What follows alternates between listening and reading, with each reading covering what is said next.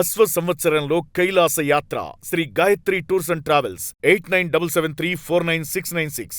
కర్రెగుట్టలో operation Kagar 2 ప్రారంభమైంది.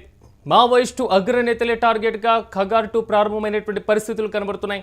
5000 మంది CRPF బలగాలతో అటవీని combing చేస్తున్నారు. కర్రెగుట్టలను జల్లెడపడుతున్నారు బలగాలు. మరి ముఖ్యంగా చెప్పుకోవాలంటే కర్రెగుట్ట చుట్టూ కూడా భారీగా బలగాలు మోహరించినటువంటి పరిస్థితులు కనబడుతున్నాయి. స్పెషల్ క్యాంపులను ఏర్పాటు చేశారు బలగాలు. అయితే కర్రెగుట్టలో అగ్రనేతలు ఉన్నట్లుగా అధికారులు పూర్తి స్థాయిలో మాత్రం అనుమానాలు వ్యక్తం చేస్తున్నారు అధికారులు. ఇంకా 40 రోజులే మిగిలి ఉంది ఆపరేషన్ ఖగార్ 2కి సంబంధించిన డెడ్ లైన్. ఇప్పటికే ఆపరేషన్ ఖగార్ 1 ఇంప్లిమెంట్ చేసినటువంటి నేపథ్యంలో భారీగా కూడా మావోయిస్టులను కూడా హతం చేసినటువంటి పరిస్థితి. సో భారీ స్థాయిలో మావోయిస్టులు కూడా లొంగిపోయినటువంటి సిచ్యువేషన్స్ మనం చూసాం. 2026 మార్చి 30 నాటికి దేశంలో మావోయిస్టులు లేకుండా చేయాలని కేంద్ర ప్రభుత్వం డెడ్ లైన్ పెట్టినటువంటి సిచ్యువేషన్. ఇలాంటి నేపథ్యంలో 2025 ఏప్రిల్ మే నెలల్లో ఖగార్ ఆపరేషన్ కూడా ప్రారంభించారు. సిఆర్పిఎఫ్తో పాటుగా ఎస్టీఎఫ్, డిఆర్జీ, లోకల్ పోలీసులతో కూడా కూంబింగ్ నిర్వహిస్తున్నారు. ఖగార్ 1 ఆపరేషన్లో మాత్రం భారీగా మావోయిస్టులు కూడా మృతి చెందారు. ఇక అనుచరులతో కలిసి భారీగా లొంగిపోయారు మావోయిస్టు పార్టీలకు సంబంధించినటువంటి కీలక నేతలు. ఇక తాజాగా ఆపరేషన్ ఖగార్ 2ని కూడా కేంద్ర ప్రభుత్వం ప్రారంభించినటువంటి పరిస్థితి. ఈ నేపథ్యంలో అటవీ ప్రాంతం మొత్తాన్ని కూడా కూంబింగ్ నిర్వహిస్తున్నటువంటి సిచ్యువేషన్. ఇక ఇదే అంశానికి సంబంధించి మరింత సమాచారం మా ప్రతినిధి సతీష్ అందిస్తారు. సతీష్, చెప్పండి, ఆపరేషన్ ఖగార్ 2 ప్రారంభమైనటువంటి పరిస్థితి, ఇంకా 40 రోజులు మాత్రమే సమయం ఉన్నటువంటి సిచ్యువేషన్, పూర్తి డీటెయిల్స్ ఏంటి? ముఖ్యంగా మార్చి 30 అంటే దగ్గర పడుతున్న తరుణంలో ఏదైతే ఆపరేషన్ ఖగార్ ఆపరేషన్ 1 మొదలు పెట్టినప్పుడు దాదాపు 2023లో ఈ ఆపరేషన్ ఖగార్ అనేది మొదలు పెట్టారు. సో అప్పుడు కర్రెగుట్టల్లో పెద్ద ఎత్తున చాలా మంది బెటాలియన్, సిఆర్పిఎఫ్ కావచ్చు, డిఆర్జీ బృందాలు కావచ్చు, స్పెషల్ ఫోర్స్ కావచ్చు, వీళ్ళందరూ కూడా కర్రెగుట్టల్లో మొత్తం కూడా జల్లెడ పట్టిన పరిస్థితి ఉంది. ఆ పరిస్థితిలోనే మొత్తం కూడా మావోయిస్టుకు సంబంధించిన అగ్రనేతలు అందరూ కూడా కొంతమంది లొంగిపోయారు, కొంతమంది హతమయ్యారు. సో మొత్తం కూడా కర్రెగుట్టలు మావోయిస్టుకు పెద్ద ఎత్తున అడ్డగా ఉండదు ఈ కర్రెగుట్టలు. అంటే ఎందుకంటే దట్టమైన అడవి ఉంటది. ఆ అడవిలో దండకారణ్యంలో ముఖ్యంగా చాలా కీలకంగా గృహాలు ఉంటాయి. గృహాలకు సంబంధించి ఆ అటవిలో మొత్తం ఈ అణువు ఈ మావోయిస్టు అగ్రనేతలకు కానీ మావోయిస్టులకు కానీ పెద్ద ఎత్తున వాళ్ళకి ఆ పట్టు ఉంది. సో ఆ పట్టున్న నేతల్లో అక్కడి నుంచి స్టార్ట్ చేశారు ఈ ఆపరేషన్ ఖగార్ 1 అనేది. సో ముఖ్యంగా అక్కడ చాలా రోజులు, దాదాపు ఒక 50-60 రోజులు కూంబింగ్ నిర్వహించారు. ఇటు హెలికాప్టర్ల సహాయంతో, ఇటు కింద ఏదైతే వార్ లో ఉపయోగించేటువంటి యుద్ధ నౌకలు కావచ్చు, చిన్న చిన్న వాటన్నిటి సహాయంతో కూడా కర్రెగుట్టల్లో దాదాపు మొత్తం కూడా ఇండియా జెండాను ఎగరవేసి ఆపరేషన్ ఖగార్ 1 అనేది అక్కడ కర్రెగుట్టల్లో కంప్లీట్ అయిపోయింది అని చెప్పేసి కూడా ఇండియా జెండా ఎగరవేసి మరి బెటాలియన్ సంస్థలు హెలికాప్టర్ లో ఇండియా జెండా ఎగరేసి విజయవంతం అయిందని తెలిపిన పరిస్థితి ఉన్నాయి. దాని తర్వాత కూడా ఆపరేషన్ ఖగార్ ఎప్పుడైతే 1 అనేది కంప్లీట్ గా సక్సెస్ అయిందో దాని తర్వాత ఆపరేషన్ 1 అనేది ఇంకా కొనసాగింది.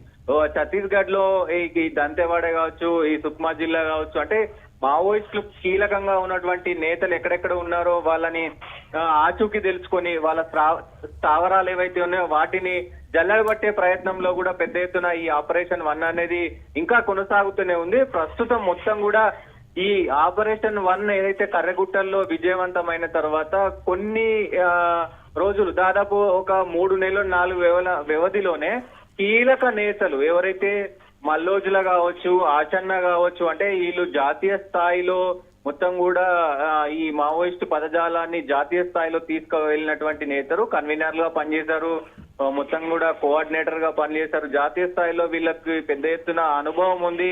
వ్యూహం రచించడంలో దాదాపు మన ఇండియన్ ఆర్మీ ఎలా వ్యూహాలు రచిస్తుందో వాళ్ళు కూడా అదే స్థాయిలో వ్యూహాలు రచించే ఆ క్యాడర్ అంతా కూడా లొంగిపోయిన పరిస్థితి ఉంది. ఈ ఆపరేషన్ ఖగార్ 1 సక్సెస్ తర్వాత ఆచన్న, మల్లోజుల, రాజురెడ్డి ఇట్లాంటి వాళ్ళు అందరూ కూడా లొంగిపోయిన పరిస్థితి ఉన్నాయి. సో దాని తర్వాత ఏదైతే గత 3 నెలల క్రితం ముఖ్యంగా ఈ హిడ్మా మరణం, ఏదైతే హిడ్మాను ఎన్కౌంటర్ చేశారో ఆ హిడ్మా మరణం తర్వాత చాలా మంది కూడా కలత చెందారు. సో ఇక హిడ్మాకి సంబంధించి కూడా చాలా కీలక పరిణామాలన్నీ కూడా చోటు చేసుకున్నాయి. ఎందుకంటే హిడ్మా అత్యంత క్రూరమైనటువంటి మాస్టర్ ప్లాన్స్ కావచ్చు, అత్యంత పదునైనటువంటి ప్లాన్స్ కావచ్చు ఆయన వేస్తారు. ముఖ్యంగా ఈ బార్డర్ లో మన ఆర్మీ ఏదైతే బార్డర్ లో వ్యూహ రచనలు కావచ్చు, ఎదుటి వాళ్ళను మట్టి కరిపించే దాంట్లో ఎంత పదునుగా ఉంటారో బార్డర్ లో, సో అంతకంటే ఘోరంగా ఈ ఆర్మీని అనేది ఆయన తయారు చేశారు. ఈ మావోయిస్ట్ ఆర్మీని అనేది తయారు చేశారు. దానికి పీపుల్స్ లిబరేషన్ కమిటీ ఆర్మీ అనేది ఉండదు, పిఎల్జిఏగా పిలుస్తూ ఉంటారు. సో వీళ్ళందరూ కూడా దాదాపు వేల సంఖ్యలో ఉంటుండే.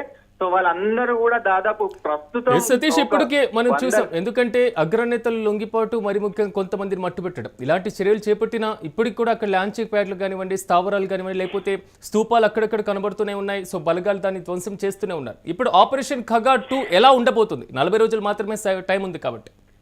డెఫినెట్ గా ముఖ్యంగా ఏదైతే ఈ హిడ్మా తర్వాత మొత్తం కూడా సో ఈ క్రూరమైనటువంటి ఈ లిబరేషన్ ఆర్మీ ఏదైతే అంతమైందో దాదాపు దాంట్లో ఒక 200-300 మంది తప్ప అంతకంటే తక్కువే తప్ప ఇంకెక్కువ లేరు అనేది పోలీసులకు ఉన్న ప్రధాన సమాచారం. సో ఈ మేరకే సో మొత్తం కూడా ఇప్పటి వరకు జల్లెడ పట్టారు. అక్కడక్కడ కొంతమంది ఒక 10ల సంఖ్యలో 20 సంఖ్యలో తప్ప పెద్దగా మావోయిస్టులు ఉన్నట్టు కూడా ప్రాథమికంగా అంటే వాళ్ళకి అంచనా లేదు. కాబట్టి ప్రస్తుతం ఏదైతే ఈ 40 రోజుల సమయం ఉంది, సో ఎట్లయినా మొన్న అమిత్ షా పర్యటనలో వాళ్లకు సూచనలు చేశారు, మీరు ఏం చేస్తారో తెలీదు, మార్చి 30 కల్లా ఈ ఛత్తీస్గఢ్ కావచ్చు, తెలంగాణ కావచ్చు, ఆంధ్రప్రదేశ్ కావచ్చు, మహారాష్ట్ర కావచ్చు, మధ్యప్రదేశ్ కావచ్చు, ఈ మొత్తం కూడా ఈ బార్డర్లు అన్నిటికి సంబంధించి కూడా మావోయిస్టులు అనేది ఉండకూడదు, మావోయిస్టు రహిత రాష్ట్రాలుగా ఉండాలి అంటూ ఆయన డెడ్ లైన్ పెట్టిపోయారు. ప్రస్తుతం దాదాపు గతంలో ఆపరేషన్ ఖగార్ 1 లో ఉపయోగించిన దానికంటే కూడా పెద్ద ఎత్తున ఇప్పుడు ఆపరేషన్ ఖగార్ 2 మొదలు పెట్టారు. సో అది చాలా తీవ్రతంగా ఉండబోతుంది. ఎందుకంటే ముఖ్యంగా ఇప్పుడు ఈ ఆపరేషన్ 2 అంటే ఆపరేషన్ 2.0 మొదలు పెట్టిన తర్వాత కూడా భారీ లొంగుబాట్లు కూడా ఉండిపోయే అవకాశం ఉంది. ఎందుకంటే 5,000 మంది ఈ సిబ్బందితో లోపలికి దండకారణ్యంలోకి మొత్తం కూబింగ్ నిర్వహిస్తా ఉన్నారు చాలా ప్రతిష్టాత్మకంగా. ఎందుకంటే మనం ఏదైతే యుద్ధంలో ఉపయోగించే మొత్తం సామాగ్రితో పాటు మొత్తం అడవులలోకి వెళ్తా ఉన్నారు.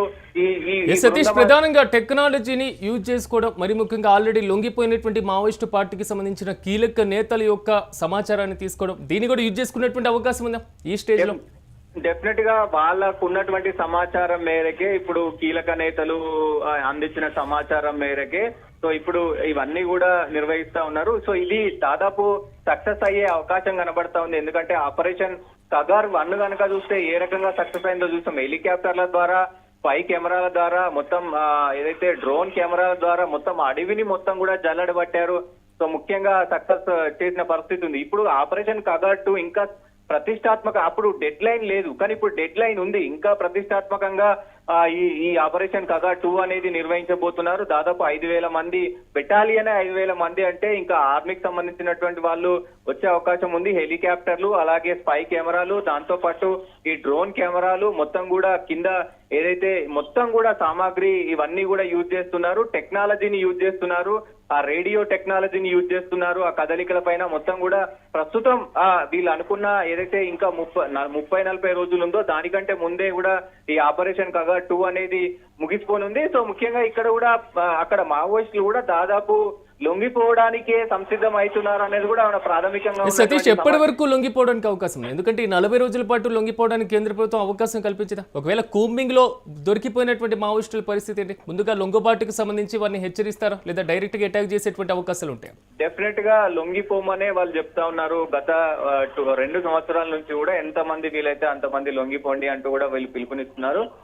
ఇప్పుడు ఈ ఆపరేషన్ ఖగార్ 2 అనేది నిన్న సాయంత్రం నుంచి మొదలు పెట్టారు కాబట్టి ప్రస్తుతం ఏదైతే ఈ ఘటనకు సంబంధించి ఈ ఖగార్ 2 కు సంబంధించి కూడా ఈ వారం రోజుల్లో ముఖ్యంగా అత్యధికంగా లొంగిపోయే అవకాశాలు ఉంటాయి. సో మనకున్న సమాచారం మేరకు ఈ వారంలో తెలంగాణలో కూడా దాదాపు కొంతమంది కీలక నేతలు లొంగిపోతున్నారు అనేది కూడా కొంత మేరకు సమాచారం వస్తుంది. మరి ఆ కీలక నేతల్లో మనకు తెలంగాణలో ఇంకా 15 మంది కీలక నేతలు ఉన్నారు. ఆ కీలక నేతలు జాతీయ స్థాయిలో పనిచేస్తా ఉన్నారు, ఒక 5 మంది. ఆ 5 మంది ఈ కూబింగ్ లో కావచ్చు, అలాగే ఆ కూబింగ్ నిర్వహిస్తున్న సమయంలో ఇటు తెలంగాణకో లేకపోతే అటు వేరే రాష్ట్రాలకు వెళ్లి లొంగిపోయే అవకాశం ఉంది. సో మొత్తం కూడా ఈ ఆపరేషన్ ఖగార్ 2 మరి తొందరనే ముగుస్తుందని చెప్పుకోవచ్చు Siraj. Right Satish. Thank you. మొత్తం మీద కర్రగుట్టలో మాత్రం ఆపరేషన్ ఖగా 2 ప్రారంభమైన పరిస్థితులు కనబడుతున్నాయి. మావోయిస్టు అగ్రనేతలే లక్ష్యంగా ప్రధానంగా ఈ ఆపరేషన్ సాగబోతుంది. మొత్తం 5,000 మంది సిఆర్పీఎఫ్ బలగాలతో మాత్రం అటవీ ప్రాంతం మొత్తాన్ని కూడా కూంబింగ్ నిర్వహిస్తున్నటువంటి పరిస్థితి. కేంద్ర ప్రభుత్వం ప్రతిష్టాత్మకంగా ఆపరేషన్ ఖగార్ను ప్రారంభించడం జరిగింది. ఈ నేపథ్యంలో కర్రగుట్టల్లో జల్లెడ పట్టనున్నారు కేంద్ర బలగాలు. ఇప్పటికే కర్రగుట్ట ప్రాంతం చుట్టూ కూడా భారీగా బలగాలు మోహరించినటువంటి పరిస్థితులు కనబడుతున్నాయి.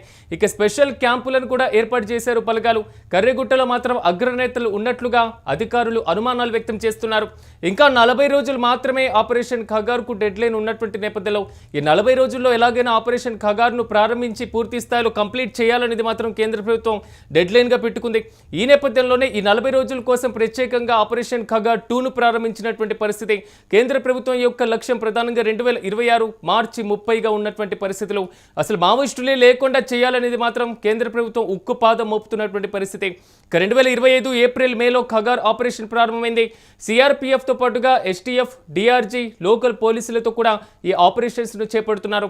ఖగార్ 1 మావోయిస్టులు భారీగా కూడా లొంగిపోయారు. మరోవైపు భారీగా మృతి చెందినటువంటి పరిస్థితులు కనబడుతున్నాయి. అనుచరులతో కూడా భారీగా హైదరాబాద్ ప్రాంతం, అటువైపు విజయవాడ ప్రాంతాలు కూడా పరుగులు తీసి పోలీసుల ముందు లొంగిపోయినటువంటి పరిస్థితులు. సో ఖగార్ 2 ఎలా ఉండబోతుంది అనే దానిపైన ఇప్పటికీ ఉత్కంఠ కొనసాగుతూనే ఉంది.